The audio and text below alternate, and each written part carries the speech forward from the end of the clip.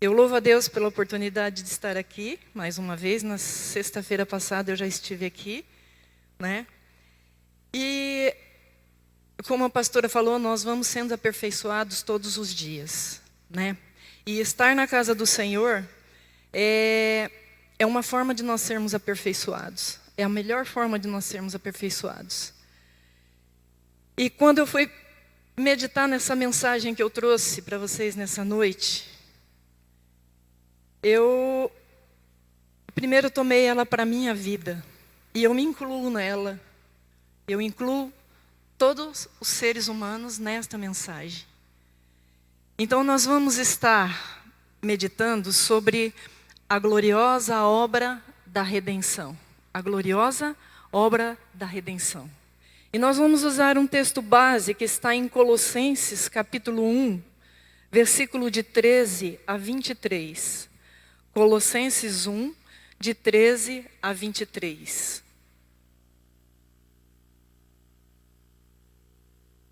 Esse texto, irmãos, nos diz assim: mesmo assentados, vamos estar com bastante reverência à palavra de Deus e vamos estar atentos àquilo que a palavra de Deus vai nos falar agora, irmãos. Versículo 13. Ele nos tirou da potestade das trevas e nos transportou para o reino do Filho do seu amor, em quem temos a redenção pelo seu sangue, a saber, a remissão dos pecados, o qual é a imagem do Deus invisível, o primogênito de toda a criação, porque nele foram criadas todas as coisas que há nos céus e na terra, visíveis e invisíveis, sejam tronos, sejam dominações, sejam principados, sejam potestades, tudo foi criado por ele e para ele. E ele é antes de todas as coisas, e todas as coisas subsistem por ele. E ele é a cabeça do corpo da igreja, é o princípio, é o primogênito dentre os mortos, para que em tudo tenha a preeminência. Porque foi do agrado do Pai que toda a plenitude nele habitasse.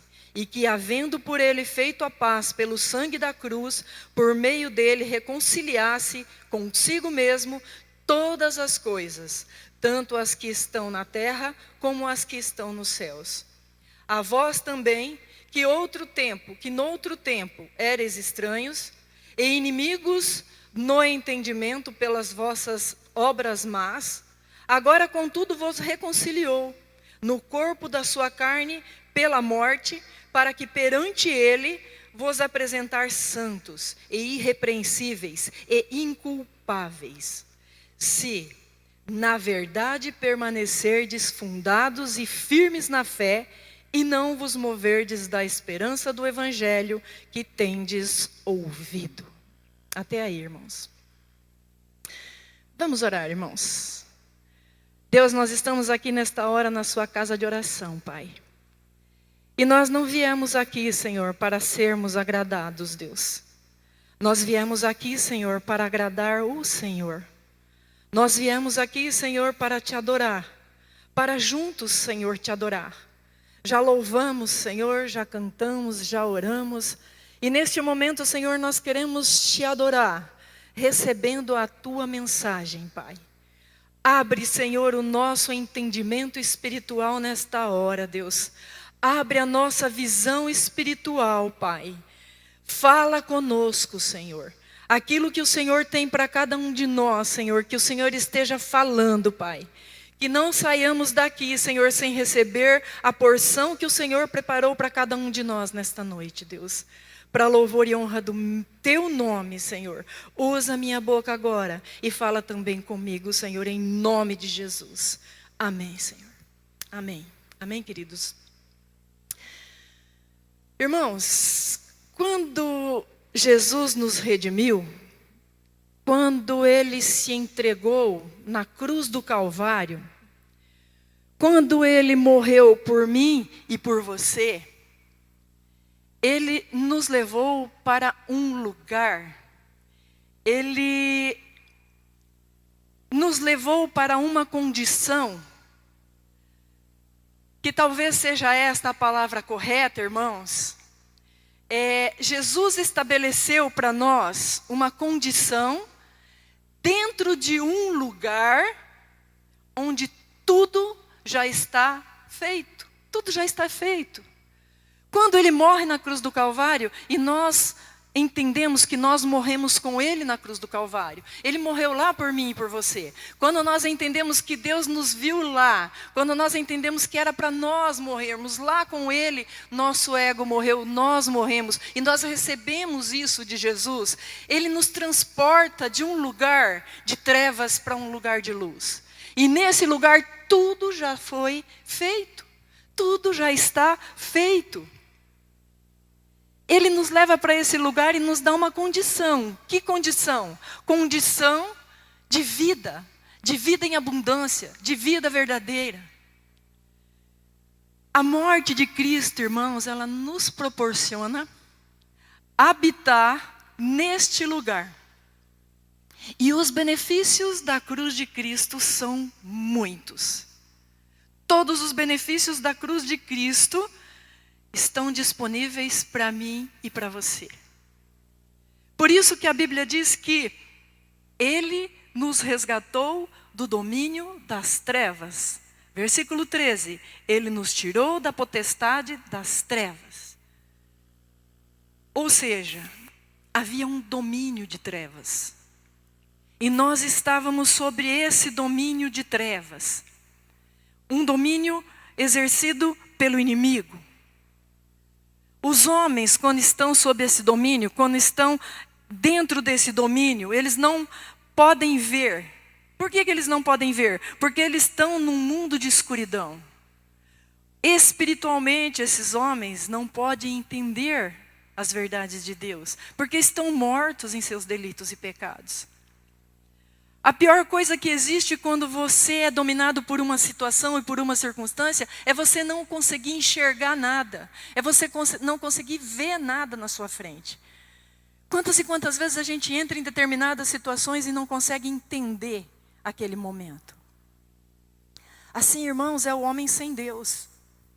Ele está debaixo, ele está submisso a um governo carnal. Por quê? Porque a sua natureza decaída, irmãos, está debaixo de um domínio dentro de um território chamado trevas. E todo ser humano sem Deus está nesse lugar espiritual de trevas. Todo ser humano sem Deus está neste lugar e eles não conseguem perceber aquilo que Jesus não apenas fez, mas aquilo que Jesus conquistou por mim e por você na cruz do Calvário. Então, dentro desse território, irmãos, o ser humano deseja fazer algo. Para quê? Para poder ver. Ele deseja enxergar e ele começa a agir por suas próprias forças. Ele deseja fazer algo para que algo diferente aconteça na vida dele. E ele procura agir sempre por suas próprias forças. Nós, como cristãos, sabemos que sem Jesus nós não podemos nada. Sem Jesus nós não conseguimos caminhar. Lá no Salmo 90:10 diz que tudo é canseira e enfado. Tudo é canseira e enfado. Por quê? Porque o homem que busca caminhar com as suas próprias forças, ele não sai do lugar. E muitas vezes a vida dele só piora. E a Bíblia diz que quando Jesus morreu na cruz, Jesus foi até esse lugar. Jesus foi até onde o ser humano estava, dominado pelas trevas, dominado pelo poder do pecado, dominado pelas vontades carnais, pelas vontades malignas, influenciadas por demônios. O Senhor foi nesse ambiente decaído chamado treva e nos tirou de lá, e nos resgatou de lá. Todo ser humano que tem Jesus como Senhor e Salvador não está mais nesse lugar de trevas. O Senhor, Ele nos resgatou deste lugar. Mas, irmãos, muitas vezes quando nós falamos de lugar, deste lugar, nós estamos pensando num lugar físico. Que lugar é esse, pastora? Que ambiente é esse, pastora? Irmãos, eu não estou falando de um lugar físico. Eu estou falando de um ambiente espiritual que o homem vivia antes de ter Jesus no coração. Todo ser humano sem Deus vive debaixo dessa condição espiritual. Vive nessa condição de trevas, onde ele não tem visão de Cristo, onde ele não entende do reino de Deus, onde ele não consegue ver a glória de Deus e muito menos a visão dele mesmo, da sua natureza caída. Então, irmãos, a Bíblia diz que Deus nos resgatou desse lugar. E olha o que diz na sequência: nos transportou para o reino do Filho do seu amor. Ele nos tira de um lugar, de um ambiente de trevas e nos leva para um ambiente de luz. O lugar do Filho do seu amor, do seu Filho amado. Nele nós temos a redenção. Ou seja, você não saiu desse lugar por suas próprias forças. Eu não saí do lugar de trevas por minhas próprias forças. Nós fomos, olha que interessante pensar nisso, irmãos.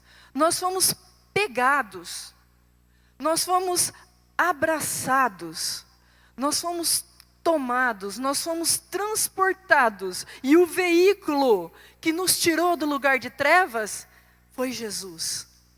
Jesus é o veículo que nos tirou desse lugar de trevas e nos colocou no lugar de luz. Ele te levou para um lugar de luz onde existe redenção.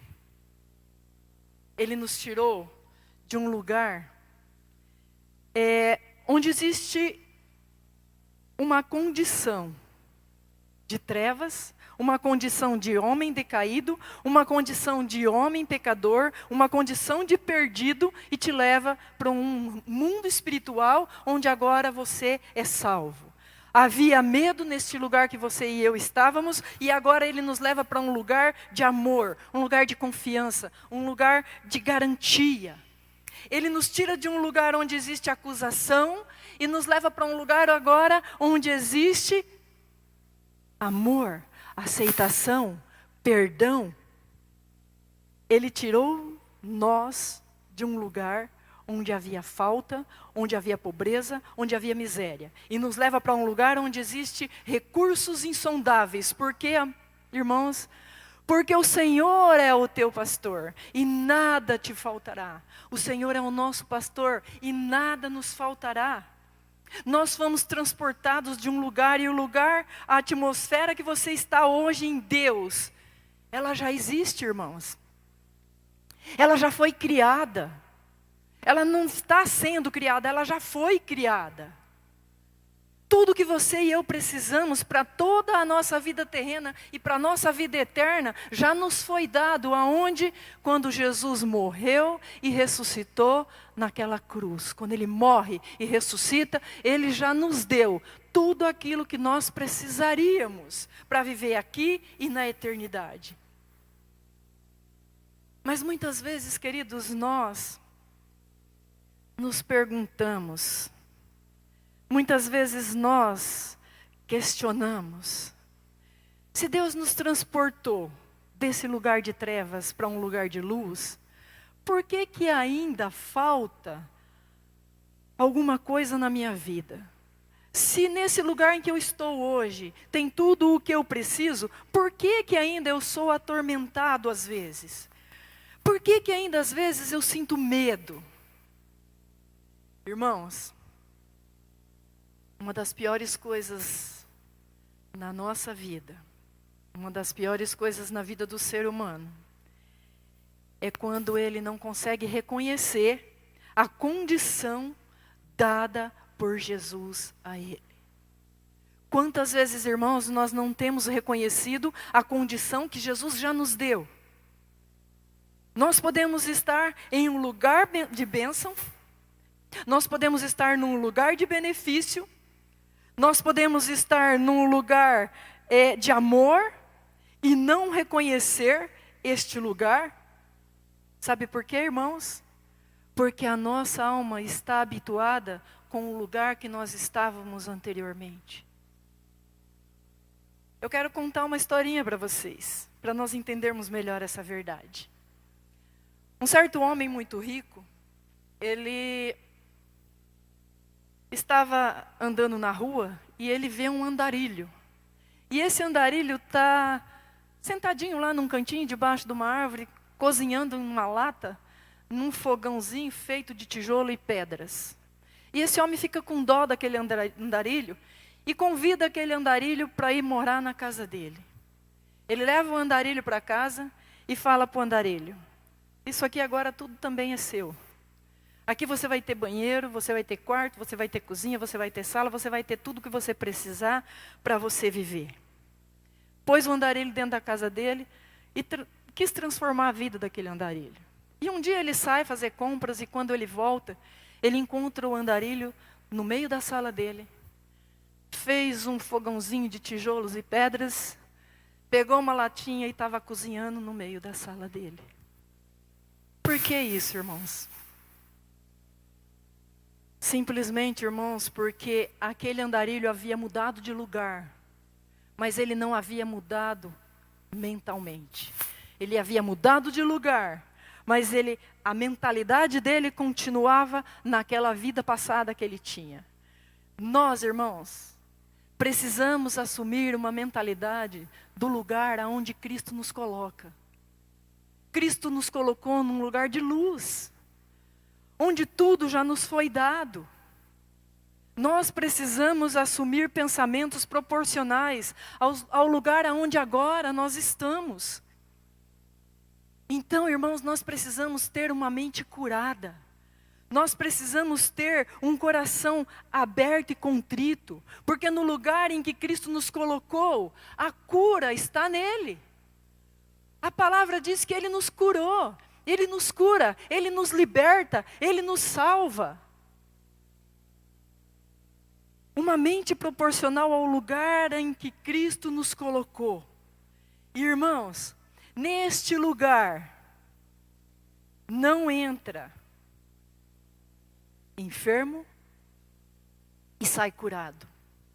Você não vai entrar nesse lugar doente e sair curado. Sabe por quê, irmãos? Porque nesse lugar você já entra curado. Porque Cristo já fez. Cristo já curou. Cristo já te deu. Nesse lugar você entra curado e permanece curado.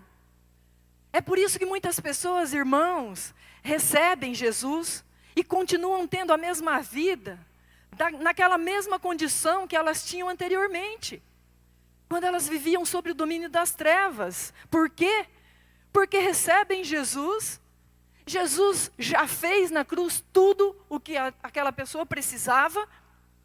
Mas aquela pessoa fica com a mente no passado. Fica naquela condição de miséria, naquela condição de enfermidade, naquela condição de falta. Aquela pessoa acha, irmãos, que naquele lugar em que ela está agora, Cristo está fazendo alguma coisa. Não, irmãos, Cristo não está fazendo. Cristo já fez. Cristo já fez tudo que nós precisávamos. Nós é que precisamos tomar posse daquilo que Ele fez. Ele já nos deu a redenção, queridos. Mas, pastora, o que é a redenção? Redimir é fazer com que se torne livre. Olha que lindo. Livre, liberto. Redimir, irmãos, é reabilitar. Redimir é recuperar. É tirar da condenação. É tornar puro. Então foi isso que Jesus fez conosco. E Ele já fez. Ele já nos redimiu. Ele já nos fez livres. Ele já nos fez libertos. Ele já nos reabilitou. Ele já nos tornou puros, irmãos. Ele transportou a sua mente de um lugar de trevas para um lugar de luz. Ele já fez a parte dele. Agora, a sua mente precisa tomar posse desse lugar onde você está. Ele transportou você, mas a sua mente é problema seu. Você precisa colocar a sua mente naquilo que Jesus já fez. E muitas vezes nós deixamos de receber aquilo que Jesus fez, porque nós ficamos com a mente lá atrás. Por isso que a Bíblia diz, irmãos, Lá em Romanos 12:2, transformai-vos pela renovação da vossa mente, para que experimenteis qual seja a boa, perfeita e agradável vontade de Deus para vós. Transformai-vos. E qual é a maneira de nós nos transformar?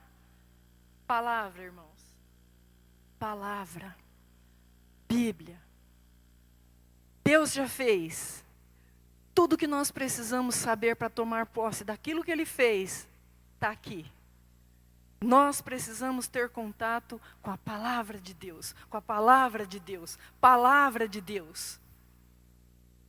Nós podemos, irmãos, estar num lugar perfeito e não experimentar o que é perfeito. Nós podemos estar num lugar glorioso e não usufruir dessa glória. Porque nós podemos estar pensando de forma errada a nosso respeito. Deus já disse na palavra dele que nós somos como a menina dos olhos de Deus. E quantas vezes nós duvidamos da proteção de Deus? A palavra de Deus diz que Ele seria como um muro de fogo ao nosso redor. E quantas vezes nós sentimos medo? O perfeito amor lança fora o medo. Conhecer a palavra faz com que a gente consiga colocar a mente no ambiente que Cristo nos colocou agora. Então, quando nós olharmos para nós, irmãos, que nós possamos nos ver conforme o lugar que Cristo nos colocou. Se veja conforme aquilo que a palavra fala que você é. Comece a perceber quem você é biblicamente. E tome posse disso, porque no lugar e para o lugar que Cristo te transportou, existe uma palavra que determina quem você é. E por falta de conhecimento, o povo perece. Está escrito aqui. Não é eu que estou falando. Irmãos, a palavra de Deus diz que quando Davi foi enfrentar Golias, o rei Saul olhou para Davi e disse: você é simplesmente um rapazinho. Golias é um guerreiro experiente. Saul tinha uma visão a respeito de Davi e a respeito de Golias. Mas Davi tinha outra visão. Davi olha para Golias e diz: este é um filisteu incircunciso. Todos viam Golias como um gigante, mas Davi via Golias como um filisteu incircunciso. O que Davi estava vendo? Primeiro, Davi sabia quem ele era no plano de Deus. Quem ele era para Deus. Ele era especial para Deus. Ele era uma pessoa que adorava. Ele era uma pessoa que buscava. Ele era uma pessoa que estava com Deus. Segundo, ele sabia quem era o gigante diante de Deus. Ninguém. Era um incircunciso, quer dizer, uma pessoa que não era consagrada a Deus, uma pessoa que não fazia parte do povo de Deus, uma pessoa que não servia a Deus. E Davi venceu, por quê? Porque Davi sabia a verdade. Ele se via dentro do domínio de luz que ele vivia. Quando nós temos uma mentalidade proporcional ao lugar que Cristo nos colocou, não existe nenhuma situação que nós possamos enxergar de forma errada. Pode ser a situação mais difícil que seja. Você sabe que Deus permitiu porque Ele tem propósitos. Nós sabemos que Ele permitiu porque Ele tem planos com aquilo nas nossas vidas. E nós descansamos nele. Nós cantamos aqui algumas letras. E as letras batem com muitas coisas que eu estou falando aqui. Quem cantou sabe e está lembrando aqui. Deus, Ele nos transforma. Ele nos faz enxergar a luz. Quando nós estamos na luz, não existe situação que nós vamos enxergar de forma errada. Por quê, irmãos? Porque a nossa visão, ela está sendo formada, baseada naquilo que está escrito na palavra. Naquilo que Deus disse na palavra. Por Deus que se revela por meio da palavra. A sua visão será conforme o lugar que você habita.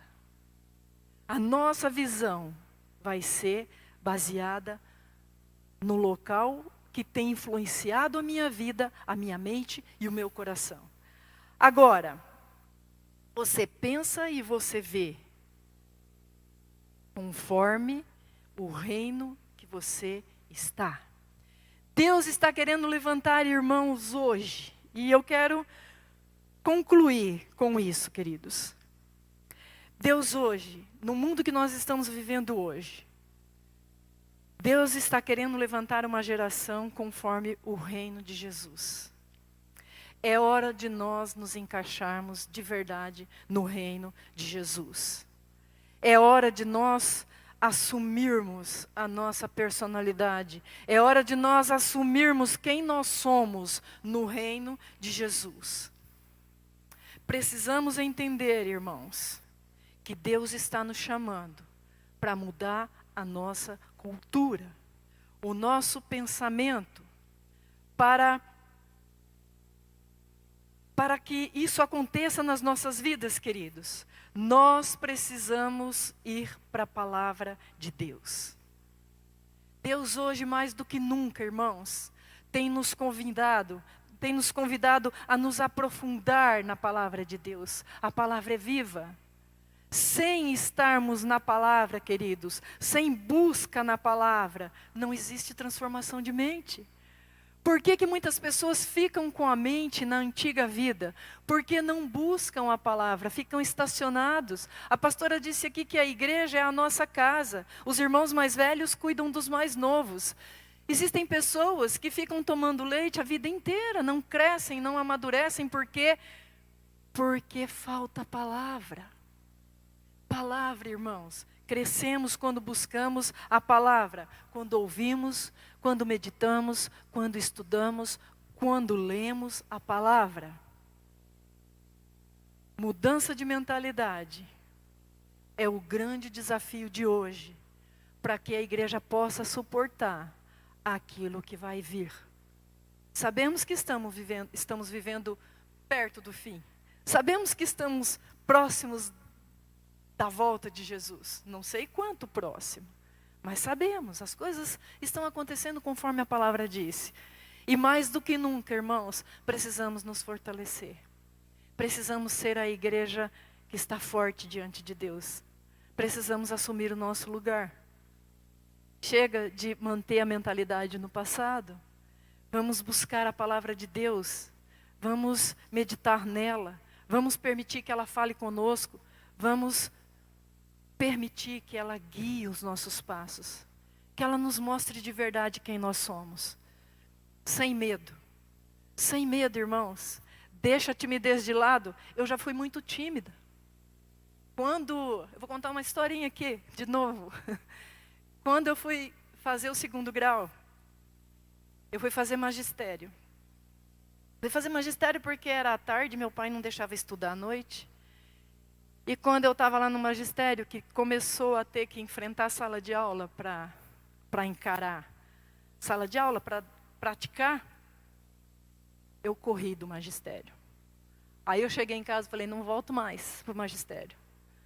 Meu pai falou, o que você vai fazer? Eu falei assim, ou eu vou estudar à noite ou eu não vou estudar. Daí fui fazer contabilidade à noite. Irmãos, resumindo, depois fiz uma faculdade de geografia, tive que enfrentar a sala de aula. Tudo isso, irmãos, era Deus me preparando para um dia eu estar no púlpito, para um dia eu estar aonde Ele me colocou. Por mim mesmo, não enfrentaria falar com pessoas. Mas Deus transformou a minha vida. Deus fez algo tremendo na minha vida e até hoje eu ainda luto com essas coisas. Eu ainda tenho timidez, que Deus ainda tem que tratar. Mas venci bastantes coisas. Em Deus a gente vence. Deus transforma. Deus mostra quem nós somos. E nele a gente sabe que não é a gente. Né? O que você tem que fazer? Estar nele. E Ele vai te usar. Amém, queridos? O maior testemunho, o maior meio de você evangelizar, é você viver Ele. Você não precisa sair falando, você precisa sair vivendo.